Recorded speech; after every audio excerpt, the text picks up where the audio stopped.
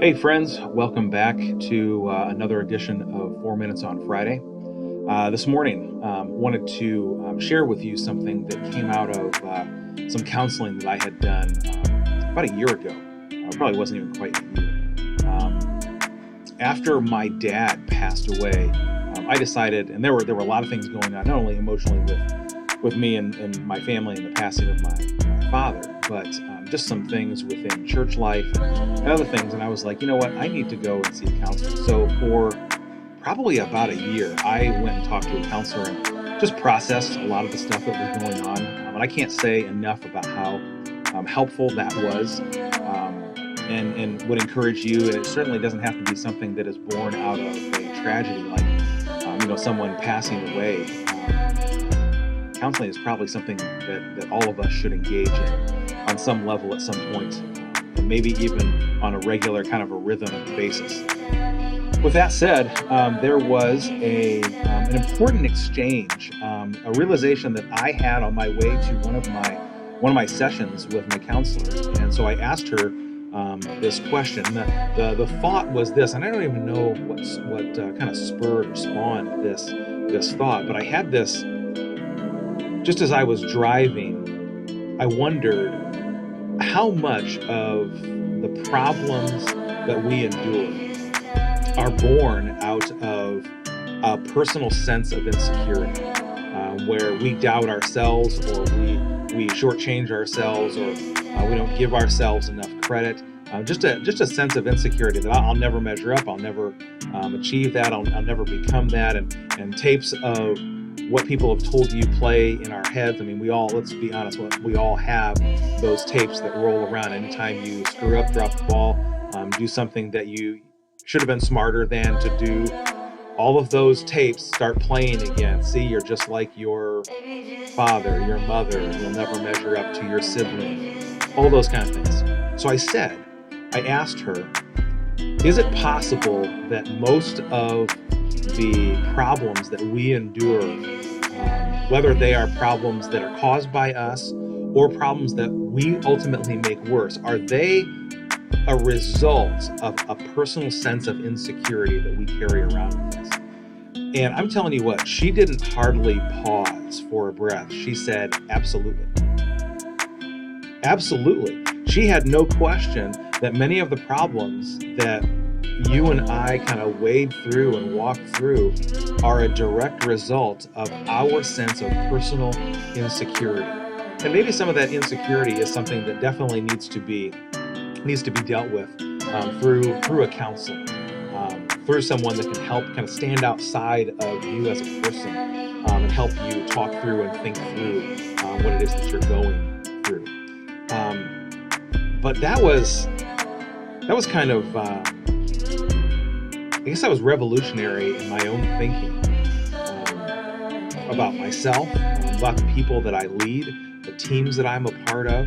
How much is my sense of personal insecurity playing into the issues that are going on in whatever group or team or thing that I'm trying to lead?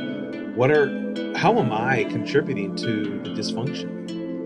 And I don't use that word dysfunction lightly. I mean, I think we all kind of joke around from time to time about the dysfunctional nature of our families, about how we deal with relationships, all that kind of stuff.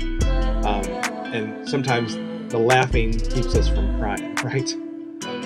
So just the understanding that there are some things that maybe I don't process properly, or that I don't give myself enough credit for, or that I just doubt myself in being able to accomplish that. So I back away, or I intentionally sabotage whatever I'm doing, so that because I knew failure was going to happen, so I made sure that it happened by screwing it up.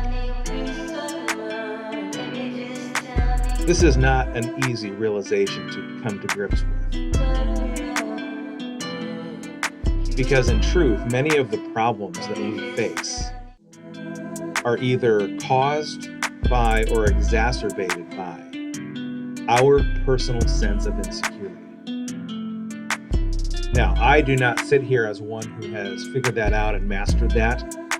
Far from it. I continue to be a work in progress, and Quite honestly, my relationships show that because I don't always treat my wife with the respect and honor that she deserves. I don't always give my kids the credit that they deserve. I don't always treat my coworkers and the people that I lead with the proper amount of respect or honor. I don't give myself the proper sense of respect and honor. I would encourage you today to think about the insecurities that you hold. And the truth is that it is really easy to lie to ourselves when we start thinking about our own failings and difficulties. But take a sober moment to be honest with yourself. Be aware that all of us have personal insecurities, that none of us are clean from them, and that your sense of insecurities don't make you lesser a person. They don't make you less than. They actually make you more human when you recognize that. So, with all of that said, have a good weekend. Understand that your sense of personal insecurity is not something that has to hold you captive. It is something that you can let go of. Now, for me, we're way over time, but I'm just going to give you how I do this. It's very simple. It is a reliance on who Jesus is and what he's done for me. That my sense of personal identity is not wrapped up in my accomplishments, what I achieve, what I'm good at, what I am not good at. My sense of identity is entirely wrapped up in how Jesus sees me as his son. That's how Jesus sees me. In spite of all my failings and failures and difficulties and problems and issues that I create because I am sometimes insecure, my identity is wrapped up in Jesus and how he sees me.